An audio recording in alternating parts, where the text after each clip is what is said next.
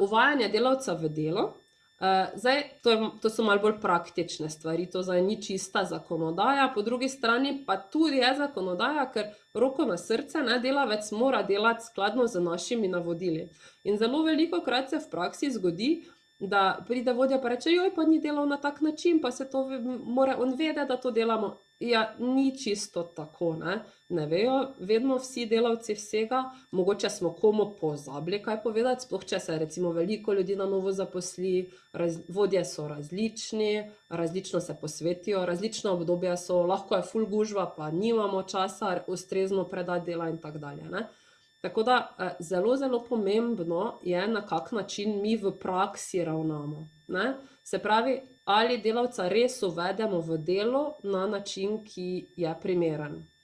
Tu zelo velikokrat vidim, da mogoče ni na najboljši način narejeno, pa velikokrat so pač neke okoliščine, zakaj temu ni tako, ne govorim, da ne, ampak pač zelo pomembno je, na kak način uvedemo delavca v delo. Zdaj, zelo, zelo pomembno je seveda, da je delavec uveden v delo z vidika varnega in zdravega dela, se pravi, da je seznanjen z vsemi nevarnostmi, ki so na tem delovnem mestu in da ima ustrezno usposabljanje, tudi z praktičnega vidika. To je nujno potrebno po samem zakonu. Potem mora biti seznanjen z delom, pogoji dela, pravicami in obveznostmi. To pomeni, da mu pokažemo, kaj je vsebina njegovega dela, kje dela, na kak način, kakšne so pravice, obveznosti. Del tega opravimo s tem, ko ga seznanimo z vsemi splošnimi akti, se pravi vsebino splošnih aktov. V praksi se lahko to naredi tudi na tak način, da se izdela kak informativni letak za zaposlene, ali da se naredi priročnik za zaposlene pri večjih delodajalcih, seveda ne govorim za vse, drugače pa pač, da se seznani z splošnimi akti.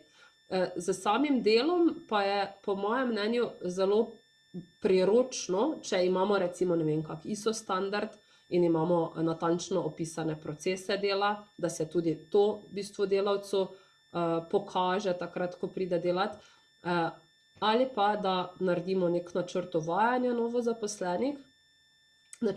novozaposlenega in natančno definiramo, s čim vse mora biti zaposleni seznanjen, kdo mu bo to predal in da potem se to dejansko izvede.